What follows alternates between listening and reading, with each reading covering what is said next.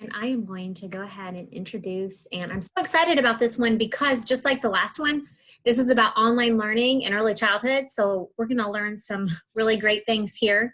And again, we just don't know what's gonna happen in the fall. So let's do this.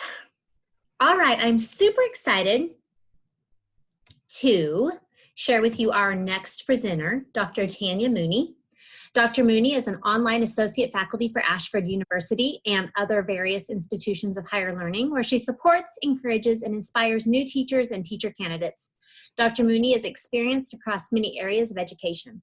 From running a home daycare to leading a pre-K through 8th grade school as a principal, she has been an instrumental component of building a daycare facility, preschool, and elementary school campus. Tanya's passions include learning and pickleball. So that's funny. We used to have somebody who we worked for that also loved pickleball, and I had never heard of it. So very neat. If you will move to the next slide, please. Sure. So disclaimer 1 says that an online education from Ashford University does not lead to immediate teacher licensure. You will have to go back to your individual state to ensure certification. Disclaimer number 2 on the next slide, please.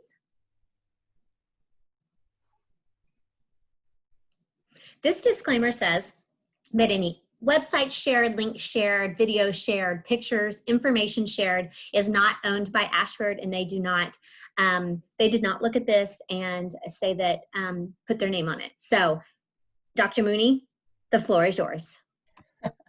Well, it's a little intimidating to go on after a keynote speaker, and after listening to her, it's even more intimidating. So that was just some really good information she gave us. And it was really neat to listen to at the end how it really does kind of have a natural fit into just a little bit about what I'm going to talk about today. So I'm very thankful that Ashford asked me, and I'm even gladder that I said yes. So it was nice meeting you. You're going to notice that I'm going to be kind of moving between two screens. Like many of us that teach online, you do have multiple screens and multiple things going. It's not that I'm not paying attention to the crowd. It's just that I'm trying to make sure I monitor everything and don't miss out on any of your comments or anything like that. So welcome to today. And really, I'm talking about online learning. And the reason why I call it two sides of a coin is because, you know, there's pros and cons to it. Again, as the previous speaker said, we're living in some unprecedented times where we're not being able to have that direct contact, that direct touch, and the love that we want to pour into our students.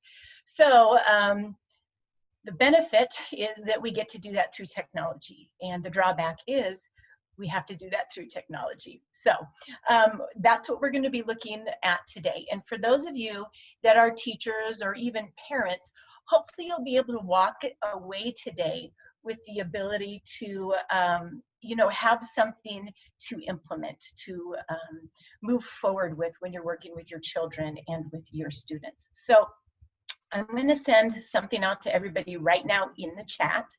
As we were going to before, I saw everybody was in the chat. So I saw a couple people joined us. But for those of you that don't know, there is a chat box. If you hover over, it's down in the bottom. Click on the chat. And what I really appreciate everybody do is take a quick poll.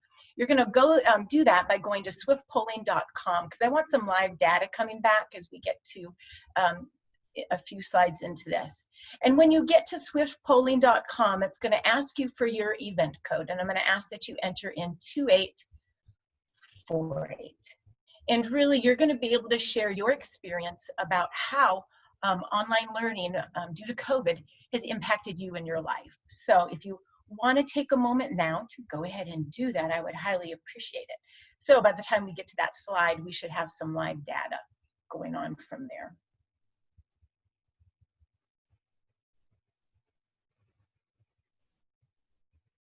Okay, and while you are doing that, we're going to keep moving forward. So we have several objectives that we want to accomplish by the time that we're done today in our brief discussion. I'm not going to insult your intelligence by reading you all of those objectives. And one of the things that we found out and that you're going to know by the end of this lesson is not lesson. See, I'm a teacher and that always comes out. By the time we're done talking today, you're going to realize that the more interactive we can make our technology, we can make our sessions, the better. And so if I sit and read everything to you, it's going to give you more the likelihood of wanting to check out. So I want you guys to all read those objectives. Those are going to be the walkaways from today. Also, while you're doing that, I'm going to encourage you to do a few things. I think it's similar to SEL, what she was just talking about, that I've found over the years that when I attend these sessions and I'm learning, my brain is just rapid fire. It's making all of these connections as I'm hearing new information, or maybe it's old information just put a new way. And I think, oh, I'm going to do this and I'm going to do that. I'm going to implement that. I'm going to implement that. And then by the end of the session, I walk away and I haven't written anything down. And, as you get older, that memory doesn't seem to work as much. Or if you have so much information coming at you, you don't remember some of those key takeaways. So I do want you to get something out. If you're in the technology age, if you're, a technology native, I want you to, you might use a text or email or whatever, a note session you have. If you're like me, you might just need a good old fashioned pen and paper, and you're going to jot things down as you hear them or you see them. And I also want you and highly encourage you to be active in that chat session, okay? I might not be the person might not be the person that you learn from today. It might be a peer that's sharing some experiences that they have in that online chat forum, okay? So I'm going to highly encourage you to do those two things. So those two things are write those aha moments down, and I want you to use those chat sessions as we get going to really to have those takeaways. So when you leave today, you're going to have something to do, okay?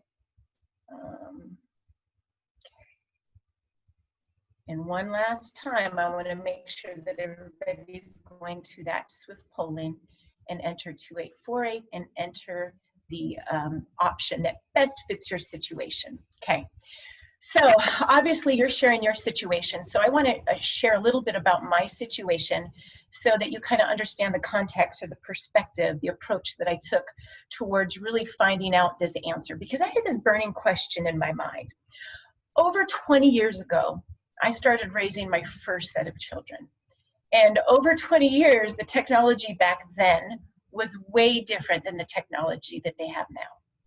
In fact, back then, most of the time when you would read about data and information and best practices for children, it was just basically screen time. It wasn't technology. It was just called screen time.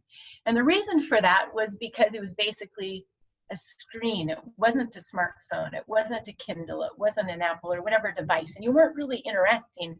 You were just watching a DVD, where our kids had video games. It wasn't connected online or anything like that. Well, come here this year, well, actually 2 years ago, we have three of our little children that came to live with us, and they came from a trauma background, that chronic crisis and stress that we teach about. And so I quickly learned about a trauma-informed classroom and how to treat children from crisis situations. And just as we were getting ready to settle in and finalize the adoption for a 3-year-old, a 5-year-old, and a 7-year-old, all in early childhood, all in preschool, kinder, and first grade, along comes COVID-19. And so me, as an older mother, a grandmother, raising her children, we now moved to technology. And I come from an age where technology is bad for kids. So I had a bit of a bias, okay? And now we're in an era where even the preschool was having the little one check in every day and say hi to their peers and friends. So my burning question was, isn't technology bad for young minds? Are we really supposed to be having them on the computer so much, okay? So the first grader had to go in every day, and probably similar to many of you guys are used to, they did a Zoom meeting in their classroom. Her classrooms now contained some worksheets that I'd have to print off and scan back. Some of them were like Google worksheets where she could answer them and they would go write to the teacher, and others were like Pearson math tests. So they'd take the test or an assessment and it automatically go to them. So now we're uploading and we're entering and we're doing maybe, 4 to 5 hours a day on a computer. Kindergartner was fairly similar. She had a little bit less, but pretty similar. And the preschooler, they offered something twice a week. The preschool was totally shut down, but they still wanted to engage those children and let them see their families. Well, I needed routine and I needed it quick. So being a teacher, we quickly got the routine up, but by the end of the day, I was worn out. I don't know about you guys, but I feel like I've always been a pretty strong person, but by the end of the day, even I noticed over a period of time, my mental health started to be chipped away a little bit, to be, kind of disintegrate a little bit. So this was concerning, and needless to say, this is a confession, we had Kindle Fires for the kids. So they would get out of their online sessions and their computer, and guess what we would let them do? They just wanted to do a few things on their Kindle Fires, and we let them do that because they were worn out. So obviously I was concerned, and I'm thinking, I hope I'm doing something right. But I also know technology is here to stay. That is the only way I can see them learning. And moving forward, I think we can even see that technology is here to stay for education in more so of a capacity than it was in the past. And I think it can be very effective. So that's what we're going to talk a little about today. So that's my situation. Increased technology, my children, all early childhood. What am I to do about that? It's supposedly a bad thing. So here we go. That's my situation. And I'm going to assume you're going to be like many of the other people I've talked with, that we are going to see if this poll worked. Okay. So here's what the poll lets us know. It says that about half of you have an other situation, which I am very highly interested in knowing about. If any of you would like to share in the chat feature what other situation best fits you. It looks like about 14% of you had a child that learned online. About 30% of you are those teachers that quickly probably had to do a crash course in online learning if you hadn't already done some of those. And some of your schools or centers, and I see that third one, hopefully it was a little bit viewable in the poll, just under 10%, your school or center added online learning to supplement that. I love what Leah says. Her other was all of the above, okay? Mine was 2 of those. So number 2, I felt comfortable and confident because I know how to teach online. I actually teach teachers how to teach online. So I was able to help and support and teach and kind of, counsel and give advice to the teachers at the school that my kids were going to. But yeah, and grandchildren, they were finishing the school year out, so you probably got to help the grandchildren maybe a little bit. Okay, here comes some more things. Yeah, I worked in early child facility and they've not used online learning yet. And I'm curious because some centers, our center totally closed while others stayed open for the mission essential or, the workers that needed to get to work and could not have a place for their child to go.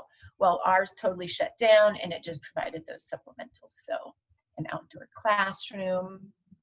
I'm just reading a couple of your comments because these are all good experiences. So I'm glad you're here today and we can kind of work ahead and try to figure out how we're going to approach this year because yes, it is 2 sides of coin.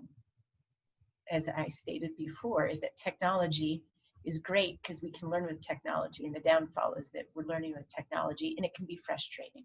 Okay, I'm just reading a couple of these comments. Grandchild finishing up the school district gave us physical books. Good, so it was more of like a distance learning where you go back and forth to the school. We did a little bit of that as well. Tiffany works in an early learning childhood facility. They did not use online learning. Anne was in an outdoor classroom. They sent weekly activities and did Zoom calls. Open with less children, both kind of online learning, hybrid. Yeah, we have a whole bunch of things going on. So I really appreciate you sharing that. And I shared mine. You know, one other cool thing about technology, this isn't online learning. Well, I think it is. As an educator, I can fit anything into learning. Our adoption was set for April 12th through the 16th. And I was really concerned because everything in the city where we were, all the courthouses and everything, were shut down. And one of the beautiful things about technology was that we were still able to hold that court date. And not only did they do that, they had it kind of in a Zoom-like feature where we called in and we had a video. They were still able to see the judge, and they had the balloons up and everything. So our little daughters were still able to experience that. So, you know, technology is a beautiful thing. And again, it's horrible all at the same time, right? Those days you love it, those days you love to hate it. So what I want to share with you, first of all, is some of those trends that I found out there that some of the schools are doing. These are through different conversations that I've had with educators. Again, I teach in a couple different teacher prep programs, so I was able to reach out to the schools where I do a lot of observations at and things like that. So this is anecdotal, but it's real time. You know, this stuff is so new, it's less than a year old, so I might have to write up some of this as I went out there and researched this on my own. So here's what we were finding. We were finding, like I mentioned before, some of the preschools stayed open, some of them were limited, but these are different ways that preschoolers attended online learning or interacted. So teachers would do a Zoom meeting, and some of them would do different sing-alongs. What teachers really were trying to establish were those sing-alongs and those routines that they did in their typical classroom so that they could maintain some sort of normalcy and consistency. A lot of times the teachers admitted that was more for them, for the kids, but they knew the importance of that for those younger ones. So there was children young as 2 getting online and attending Zoom meetings. I'm going to say this actually follows under the teachers. But I'm going to, because it's on my mind now before I forget it, that they did find, however, quickly that, you know, some schools were getting Zoom bombed. So they found out that it was very cautious and limited that they used those Zoom meetings, and schools quickly learned how to set up the password in the private meeting room so that that Zoom bombing wouldn't happen. And those were some pretty serious things. They would welcome their preschoolers. Some other things that teachers reported doing was still celebrating birthdays and having birthday parties. One teacher shared that in the spring, she always does a baby chick hatching activity. And so they continued to do that. She just had the baby chicks at her house, and they did updates. And when they peeked out, it wasn't Zoom time. She was still able to record those and share those with the kids. Our little preschooler, her attention span, even though the teachers did a really good job of trying to make it interactive, if it was any more than 1 minute of the teacher talking, like I'm talking now, she just zoned out. So as many sing-alongs as they could do, and the spirit hands or thumbs up and thumbs down, and really having them respond helped keep their attention. So that's basically what the preschoolers were doing. They also used preschool families just to check in with the families. And again, that mental health has been a big issue or concern. So a lot of centers would check in with their parents just to make sure they're okay and provide any resources or crisis hotlines to those they felt that might need it. So in the kinder classroom, we found the trends were, I think a lot of you can attest to this, that they did some sort of check-in meeting. It was a mixture of hybrid, going and picking up worksheets, dropping them back off, printing out for those that could, uploading work or bringing it back to the schools and dropping it off. A lot of the schools were providing, internet, because they were finding that some homes did not have internet, nor did they have computers. So computer checkout was a big deal. One school reported to me that they found about 2 in every 10, about 20% of their kids, once the parents admitted they didn't have internet, they threw in, we don't even have running water. How are we supposed to have internet? So it's just kind of interesting to hear some of these situations that families are coming from and what these kiddos are coming from. So in a sense, I think it almost helped schools check in with families and really get the situation of knowing what's going on and how they can help. Teachers, a lot of teachers, I think, struggled just as much as the kiddos did as they transitioned, maybe if not more. Our school that the kids were, that they were attending, spring break ended on Friday. The governor announced schools closed Sunday, and by Wednesday, they had their online classes up and running. So that was a very quick response. A lot of other schools were tied up for quite a while determining in the districts what they were going to do and how they were going to do it. So our teachers needed to now, not only, you know, on top of what they already have to do, they had to learn how to create and design classrooms if they were from a school where that wasn't already the culture for them. They had to be support and training for parents. They found an increased need in training, and many of you may be feeling that, hey, I would just like to know some simple tips on how to engage my students in the online classroom. We found that a lot of universities, and I know Ashford was one of them, that stepped up to the plate right away and offered free sessions for teachers to really help them work with kiddos in the classroom. So parents, we found that their interaction with their children has now increased. They had to learn how to handle that because they're experiencing the stress of being at home, trying to school their children, while at the same time they're managing their work. So a lot of parents that I talk to are just, they're at their wits' end. And now as we approach this fall, maybe they were looking towards a little bit of hope or light at the end of the tunnel, but here we go. We're finding a lot of states, the state that I'm in, it's not starting. There's no in-person start this fall, except for a few private schools. There's one private school that started today, but other than that, they're just waiting and seeing. Actually, they are not. They're going to wait till August 7th to even make a decision.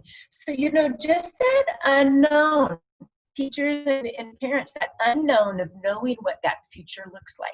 Okay, so what we're finding then is that this technology use, because of all this, right, this technology use is mounting and mounting and mounting. Parents are on their phones, they're at home, they're scanning the news, they're with their employers, and at the same time, they're fighting for computer space at home. So yeah, the trends due to COVID, it doesn't take a genius to surmise that technology use is on the rise. Okay, so here we go. Again, I want to kind of go back to and really show you how this has changed and how the outlook, mine included, has changed to implementing technology in you know, the online learning environment, specifically for early childhood. Okay, so it's worth taking a look at this timeline. Again, mine went back to 20 years ago when my kids were, and it's changed a little bit. The farthest back that I really found the recommendations on are 2007. So mine was even more so. So in 2007, it basically said no TV if they're under the years of 2, that you should not have TV in the bedroom, and that children, young children, should have no more than 1 to 2 hours a day in older children. So now we're, you know, older children, 1 to 2 hours, no TV, 2 and under, and there should be no violence. And so again, back then, a lot of it was just TV based. It was not very interactive. The video games were not interactive. You played and it wasn't online. So then we moved to 2012, and we saw this disruption happen between 2000 and 2007 and 2012. And, you know, I try to think back, if you guys can think back, I remember that there was this explosion of apps, educational games, the online interactive gaming started to happen. And what happened because of this disruption, it's no longer for entertainment. TV isn't for entertainment. TV can be used to educate. It can be learned, it can be used as educational tools. So here we go. In 2012, there's a little bit of a shift because we have come to realize that technology is no longer just screen time. It is now more than that. It's smartphones, it's handheld devices, and it is a part of our lives, and it's a part of our culture, and it's not going anywhere. I remember my mentor when I started principaling, because I was really into technology and using it in the classroom. I remember him saying, "Do you think this is really here to stay, or do you think this is just another gimmick or trend?" And I remember looking at him and I thought, I wish he could see all the apps. He did not have a cell phone. He still used the landline. And I told him, "Sir, it's here to stay, whether we like it or not. So my choice is to get on the bandwagon and use it to the best we can." Okay. So in 2012, this disruption happened, and there was this conflicting evidence. We started to see data come out where no longer was technology always such a negative thing. Some of the results came back and said, obesity is linked to high usage or excessive usage of technology. But now they were starting to find with these interactive games that is actually helping in supporting learning in some students. So it might not be that bad, that we might be able to use this. But I hope you can see the trend here. It's the type of technology and the purpose for which it was being used for. Now in 2019, what they're encouraging is that really if they're under 2, it should still only be video chatting. But if we're building these interactions, and this is before COVID, so 2019, it's a good thing, because I think in 2020, there was a lot of kiddos under 2 using those video chatting. So I'm glad they said that was okay. I had my youngest granddaughter born in Italy last summer, and I haven't got to see her, but only over video chatting. So it's really made a lot of those connections for us. At 18 to 24 months, they say you should select very high quality interactive technology, but you sit and you use it with them. And that from 2 to 5 years old, it should be 1 hour per day. So they're still limiting it, but now it's just not a no-go. It's we need to use it, but let's select it a little bit differently. So that's what I kind of want to pull out, is this shift from the technology that used to be available to what is now. And we know it has come leaps and bounds since 2007 or 1997 when my kids were little. Ways to support family. I love some of the chats that I'm seeing. I know there was a recommendation for a YouTube, the Rachel Giannini of No Small Matter. So please keep up those chats. Please keep sharing your experiences and anything that you've found help you use technology during these times for the classrooms. And good, I'm glad to see that Ashford is putting out another parenting workshop. Excellent, keep them coming, okay? So here we go. There we go. So one of the studies that has recently been done that I really wanted to share with is, it's recent, 2019, that they did a study, a developmental study, to try to see about any developmental delays and if they were correlated with screen time. So it caught my attention in this study. Remember, screen time was used way back when it was just a TV or a DVD, not really interactive. And so in this study, I noticed they did not pull out interactive technology. All they said was screen time. So I kind of assumed they're talking about watching TV and just sitting in front of the TV. So I just wanted to pull that out, that children 24, 36, and 60 months old engaged in 2.4, 3.6, and 1.6 hours of screen time per day. And what they found, that there was a correlation in attention spans. So the attention spans were less. Their communication skills weren't as good. Some of their behaviors and social interactions seemed to be connected. So what I do want you to do now, since I read that slide to you and I don't want you checking out on me, I want you to share maybe some of the things that you've seen in young children if they start using technology. Now, they may be positive things and they may be negative things. Remember, this is a two-sided coin, or this is how we're approaching it. And so what I've noticed in my 7-year-old, she has really become adept at spelling. Like, her spelling is off the limits. And she's been able to engage more and talk more. They used Flipgrid. So she now knows how to record her voice, and she really works on presentation. So in a sense, some of her communication skills has increased. However, there's other things that I've seen that have been negative.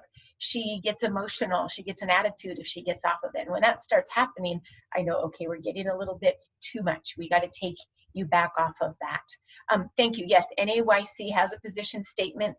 Some schools even do. Colorado shines if they have more than 20 minutes together. So you can see it's still all across the board.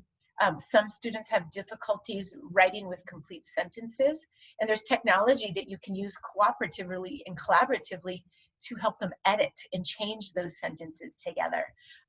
So again, it's a mixed bag. We've seen some teachers say students have done so much better and other students are really tanking. Again, the mental health has been happening there as well.